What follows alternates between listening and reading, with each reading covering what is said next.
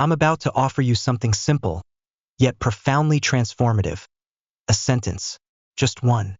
And though it may sound like any ordinary sentence at first, it carries the weight of science, philosophy, and lived truth. You are going to say this sentence to yourself 8 times while looking directly into a mirror. You will do this not as a casual affirmation, not as a routine, but as a deliberate act of self-reconstruction. I understand that at this stage in life, especially after decades of experience, many people feel like they've already heard it all. That they've tried the self-help books, the breathing techniques, the meditation classes.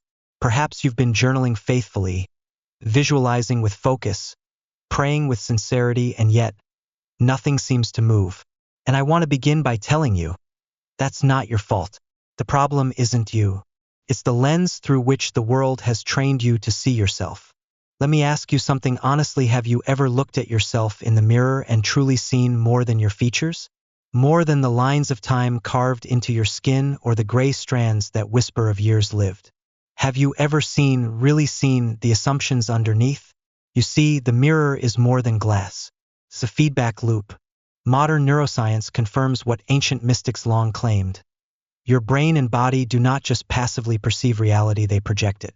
Dr. Bruce Lipton, a renowned stem cell biologist, explains that 95% of our behavior and perception is governed not by conscious intention but by the subconscious programming we absorbed early in life. Which means that what we believe about ourselves often unconsciously shapes what we experience as real. Neville Goddard, the brilliant metaphysical teacher of the 20th century, captured this in simpler terms. Your external world, he said, is a mirror of your internal assumptions. He didn't mean that metaphorically. He meant it literally. And contemporary studies in cognitive behavioral therapy echo this. The stories we silently repeat about who we are become the structure of our lives. Not because fate demands it, but because the brain adapts to the identity it thinks it must protect. So what happens when the identity you're unconsciously repeating is one of limitation? When the internal dialogue says you're too old to change, too late to try again, too far gone to matter? The answer is simple: your reality complies. And here lies the miracle when you speak a new identity aloud with clarity and presence, especially while looking at yourself in the mirror, something begins to shift on a physiological level. Eye contact, particularly with oneself, activates the brain's salience network, which is responsible for self-awareness and attention. It creates a feedback loop between what you say and what your nervous system begins to register as true. This is not abstract theory. It's grounded in neuroplasticity, the brain's proven ability to rewire itself well into later adulthood. In a 2017 study published in Nature, scientists demonstrated that older adults could form entirely new neural pathways after just 8 weeks of intentional thought and action. That means you are not stuck. Not at all. You are, quite literally, rewritable. And the mirror is your keyboard. Tonight, when you stand in front of that mirror, I want you to do something sacred. Not rushed, not distracted, but sacred. You're not brushing your teeth. You're not checking your reflection for imperfections. You are entering what both science and philosophy now agree is a space of cognitive and spiritual transformation. The mirror has watched you through it, all your triumphs, your devastations, your private prayers, and never once judged you. It reflects back what you dare to declare. The sentence I will give you is not magic. It's alignment. It is the moment when your voice meets your nervous system, your breath meets your belief, your intention meets your subconscious. When you say it as if your future self is speaking through you. Say it as if the decades ahead depend on what you declare now. Because in many ways, they do. You've spent much of your life becoming for others a parent, a spouse, a worker, a provider. But tonight, in that mirror, you return to the core, becoming for yourself. Becoming the version of you that already exists in potential. Not someday. Not when circumstances are better. Now, speak to your reflection with reverence. With the same kindness you'd offer your younger self or your grandchild. And remember, science confirms what ancient teachings affirmed long ago. What you consistently say to yourself with emotional intensity becomes the architecture of your mind. So let's begin with this one truth. I am the one who already has it. It is done. It is mine now. Say it once, then again, and again. Not because repetition is superstition, but because the subconscious mind listens best to what is repeated with presence. That's how the old identity dissolves, not with force, but with declaration. You are not too late. You are precisely on time. And as you speak into the mirror, the world will listen, not because the mirror has ears, but because your body and mind are the tuning fork. Say the phrase, look into your eyes, and watch what begins to shift. The science supports it, the philosophy affirms it, and your lived experience will soon confirm it. Now it begins. Now that you've stepped into the mirror and spoken to yourself with intention, it's time to understand why this act holds such immense power, not just philosophically, but biologically and psychologically. To transform the way we live, we must start with how we see. And that does not begin with what the eye receives from the outside world, but with what the mind is prepared to perceive from within. Let me take you back for a moment to the foundation laid by philosopher Immanuel Kant, who taught that we do not see the world as it is, but as we are.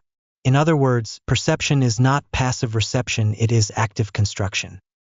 Neuroscience now supports this idea with concrete findings. Studies from the University of Pennsylvania Center for Cognitive Neuroscience reveal that our brains process only a small fraction of the billions of bits of information we are exposed to each day. What determines which bits we process? Our beliefs, expectations, and assumptions. Our mind is not a camera capturing objective reality. It is a filter that edits, highlights, and even omits based on the story we tell ourselves about who we are and what is possible. This explains why two people can walk through the same event and come away with entirely different memories of what happened. It is not just a matter of perspective, it is a function of subconscious programming. Now consider the mirror in this context. When you look into it, you're not just seeing yourself, you're seeing the embodiment of everything you believe about yourself, even the parts you've never dared to say out loud. The mirror does not lie, but it does reflect the internal narrative you've been carrying like an invisible weight. If that narrative has been shaped by decades of survival, sacrifice, and silent endurance, as it has for so many people who've spent their lives giving more than receiving, then what looks back at you may carry fatigue, disappointment, or a quiet belief that maybe your best days are behind you. But what if that isn't true? What if, as neuroscience has shown, the brain is capable of forming new neural pathways well into our 70s and 80s? A 2020 study published in Frontiers in Psychology demonstrated that older adults engaging in mental visualization and affirmations showed measurable changes in mood, confidence, and even cognitive function. That means you can still rewire how you feel, how you think, and therefore, how your reality unfolds, starting with what you say in the mirror. Philosophers from the Stoic tradition believed that what we repeatedly contemplate becomes our character. The Roman Emperor Marcus Aurelius wrote in his journal, "The soul becomes dyed with the color of its thoughts." Modern psychology echoes this truth. What we repeat with emotional charge gets encoded into the subconscious as identity. And identity is the gatekeeper of behavior. You cannot act consistently in a way that contradicts your deepest assumptions about who you are. If you believe you're a person who always falls short, who is too old to start again, who has missed their moment, then your actions will unconsciously reinforce that belief even if you consciously desire something different. This is why mirror work is not self-indulgence. It is self-correction. It is your chance to intercept the cycle and rewrite the code. Let's talk about practicality, because inspiration without action is just entertainment. I want you to approach your mirror time like a practice, not a performance. Do it at the same time each evening. Give yourself 5 uninterrupted minutes. No phone, no background noise. Stand tall, breathe slowly, and say the sentence with presence. I am the one who already has it. It is done. It is mine now. After you speak, pause. Let the words echo. Let your nervous system feel what it would mean if that sentence were true. Because from the brain's perspective, emotion plus repetition equals belief. And belief is what shifts behavior without the use of force. Picture a garden. If you've spent years watering the weeds, thoughts of limitation, fear, regret, then of course that's what's growing. But tonight, when you look in the mirror and speak this phrase, you're planting something new. Not a fantasy, but a seed of identity. If you tend to it daily, it will grow, not because you forced it, but because the mind follows what you consistently feed it. And if ever you doubt this process, remind yourself that the placebo effect, the ability of the mind to heal the body based on belief alone, has been scientifically verified in thousands of clinical trials. That means your body, your cells, your very biology responds not just to medication but to meaning. When you speak into the mirror, you are giving your biology a new meaning to embody. So tonight, say the phrase again. Say it with the quiet certainty of someone who has lived long enough to know that change is not only possible, it's your birthright. Let the mirror remind you not just of who you are, but of who you are still becoming. Then walk away as that version. Speak like them, move like them, decide like them, because once belief takes root, action becomes inevitable. Now comes the most vital turning point in this journey of inner transformation. You've come to the mirror. You've begun to recognize the way your assumptions shape your experience, and now you're ready to speak not as someone hoping for change, but as someone declaring a new identity. This is not performance. This is programming. And the phrase we now speak must be more than words. It must be energy, presence, and embodiment. Neuroscientific studies have shown that when language is combined with emotion and self-referential focus, the brain lights up in regions responsible for identity, memory, and future planning. In 2016, researchers at the University of California conducted fMRI scans while participants repeated affirmations. They discovered that affirmations spoken in front of mirrors activated the medial prefrontal cortex, the same region responsible for self-recognition and goal-directed behavior. This is not just positive thinking, it is biological rewiring. And the most efficient tool we have for that is language charged with emotional truth. So now, I ask you to return to the mirror with more than curiosity. Come with conviction. Look directly into your eyes and speak slowly, intentionally. I am the one who already has it. It is done. It is mine now. You will say this 8 times, but each repetition is not the same as the last. With each round, you go deeper into belief, into alignment, into ownership. The first time, say it just to break the silence. Let the words cross the threshold of your lips. The second time, raise your tone slightly. Feel your voice. The third time, begin to picture the version of yourself who lives as if this sentence were true. Not in some distant future, but here and now. See them clearly. What are they wearing? How do they carry themselves? What decisions do they no longer second-guess? By the 4th repetition, you are beginning to merge with that image. You are not just seeing them, you are becoming them. The 5th time, you feel their posture, their confidence, their peace in your own body. Notice your breath. Is it deeper? Your shoulders, are they more relaxed? This is not imagination. This is embodiment. The 6th repetition should sound like you've stepped into their voice. Speak as if they were speaking through you. On the 7th, let it land not only in your mind, but in your chest. Let it reverberate through your spine like a bell rung in a quiet cathedral. And the 8th, this is the moment of declaration. Say it like a truth that has always been waiting for you to acknowledge it. Philosopher Soren Kierkegaard once said that the self is a relation that relates itself to itself. This mirror practice, then, is a way of healing the broken relations within. The fragmented parts of you, the doubter, the dreamer, the weary one, the hopeful one, all find coherence in a single voice, speaking from a center of truth. And if you worry it feels strange to speak aloud to yourself, understand that this is how humans have always marked transformation.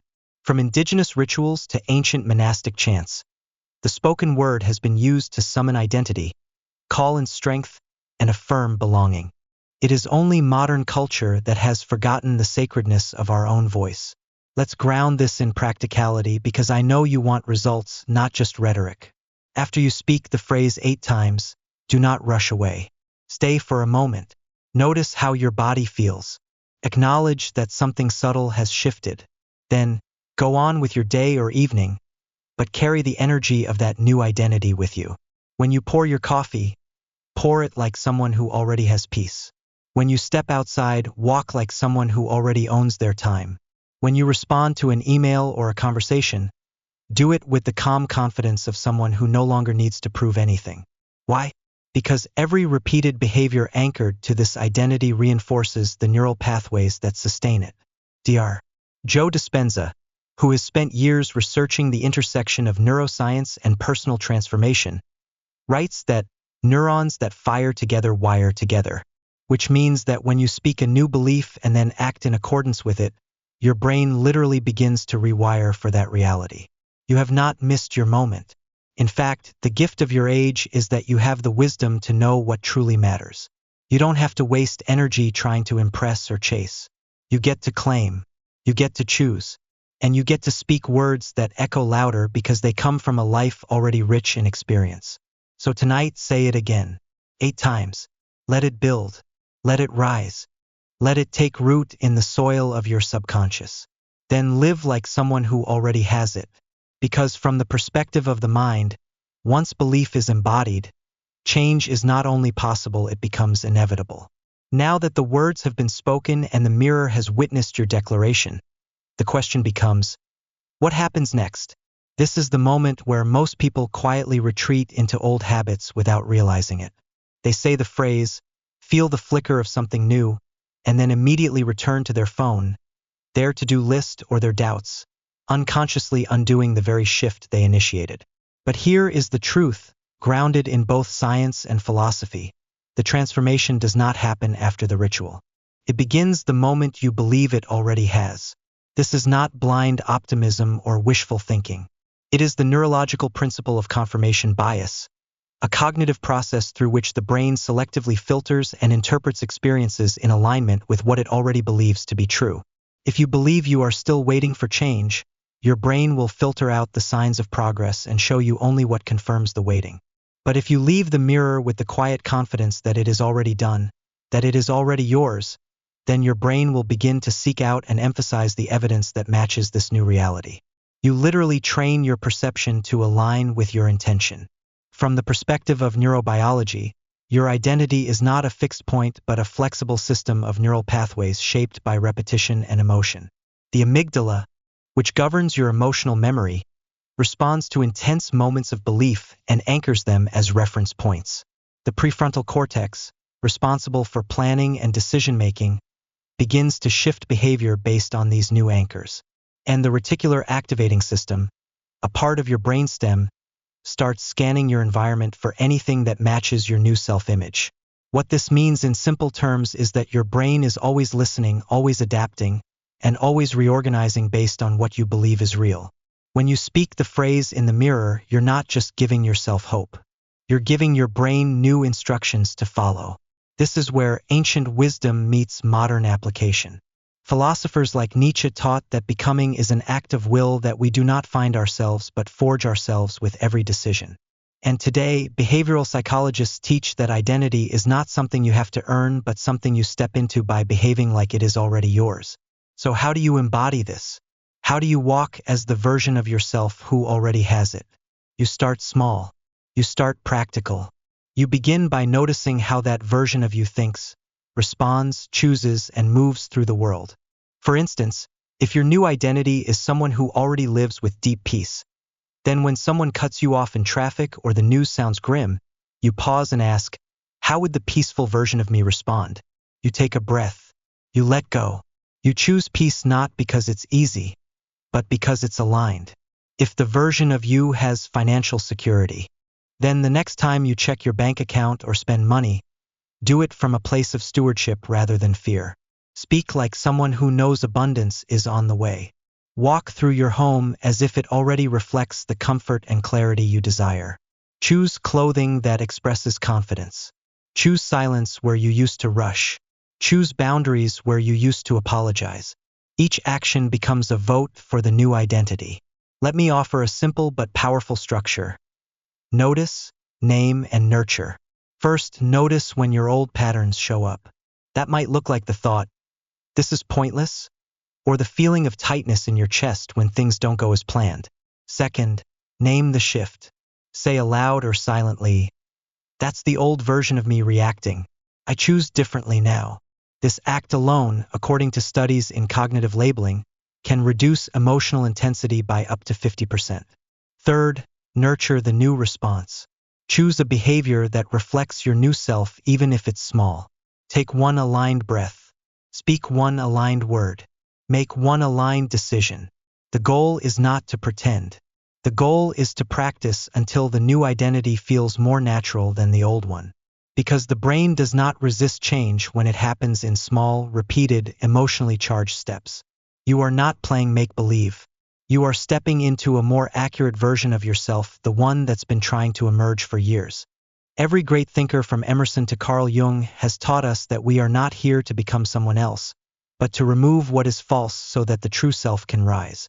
You are not trying to escape your past. You are using it as soil. The pain you've known, the patience you've practiced, the wisdom you've gathered, none of it is wasted. All of it supports this new emergence. So when you walk away from the mirror, do not walk away from the identity you just declared. Walk as it, live as it, and if at any moment you forget, return to the mirror and remember. Speak it again.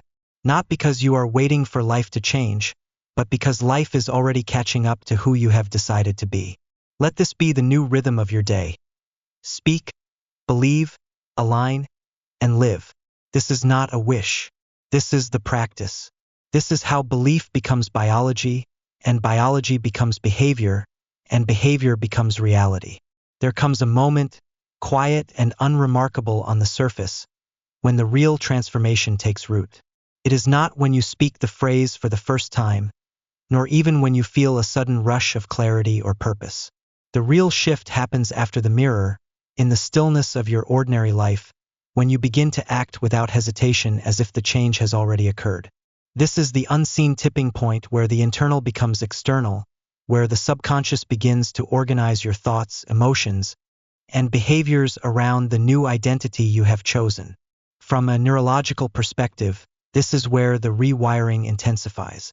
The neurons you've been firing with your intentional thoughts and repeated phrases now begin to form synaptic connections, making it easier and faster for the brain to default to this new pattern. A landmark study published in the journal Neuron demonstrated that repeated mental rehearsal combined with congruent behavior physically changes the density and strength of neural pathways. In practical terms, this means your brain is learning to live as the future version of yourself in the present moment. This is the point where most people quietly revert to the old self because they don't see instant results. But here is what both modern science and ancient philosophy agree on. Reality does not respond to hope. It responds to conviction. You cannot wait for external confirmation before choosing to believe. You must walk as the proof. The ancient mystics called this embodying the end. Neville Goddard called it assuming the feeling of the wish fulfilled. Contemporary psychologists refer to it as identity-based change. Regardless of the language, the principle is the same. Lasting transformation comes not from changing your actions in hopes of becoming someone new, but from first becoming someone new and allowing your actions to naturally follow. The Harvard psychologist Dr. Ellen Langer conducted a famous experiment in which elderly men were immersed in an environment recreated to resemble life 20 years earlier. Within a week, they showed measurable improvements in posture, flexibility, vision, and memory. Their bodies responded not to medication, but to the identity they were encouraged to adopt. They became younger because they believed they were. Their biology responded to their perception. This means you are not limited by time. You are guided by perception. If you perceive yourself as someone who already has peace, love, strength, or clarity, your brain and body begin to organize around that perception. You begin to make different decisions not through force, but through alignment.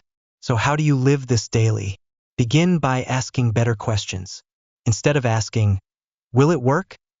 Ask, what would someone who already has it do right now?